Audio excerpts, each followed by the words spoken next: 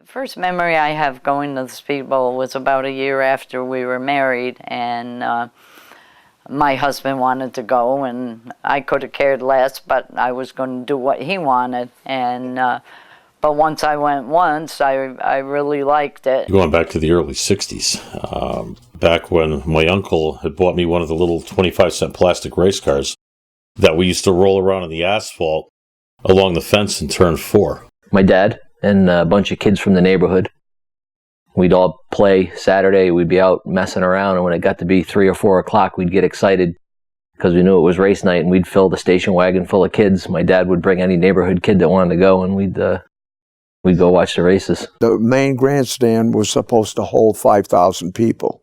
The 53, Putt Muffy's team, they sat way up in the corner of the first turn.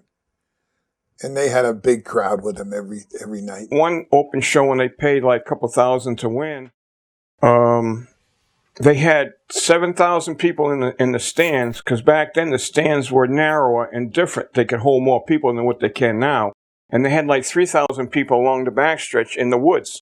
So they had over 10,000 people there that night, which is kind of hard to believe. Down the road, we found out that the real comfortable seating would be about 3,500. Then they put 2 smaller stands, one on the south end, one on the north end, to take the overflow from the grandstand. And then a lot of people these people were real good patrons, and they kept coming every week. So they wanted the south end, the other one won the north end. You had your section in the grandstands? I used to go with my grandmother and the Bennell family. Used to sit right next to the scorer's booth.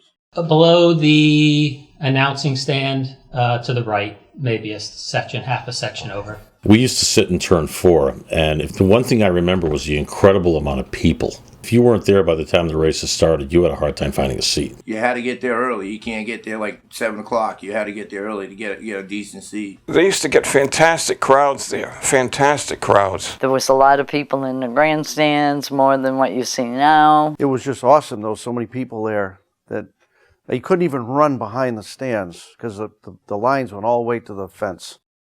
And you had to weave your way through there. And I spent a lot of time under the stands collecting the little programs. I'd come up with a stack of those. And, and you know, they had the pizza. That was always good. And we sat right where the spotter's pen is now. There was a stairway that went from the concession side. There was a stairway that went up the back of the grandstands, right to where the tower is. And we would sit right up at the top there. Under that stairway was a glass case, and when you built your models for the model contest back then, they'd put them all into that case and judge them. And the little plastic cars. Those are awesome. I had a bunch of those.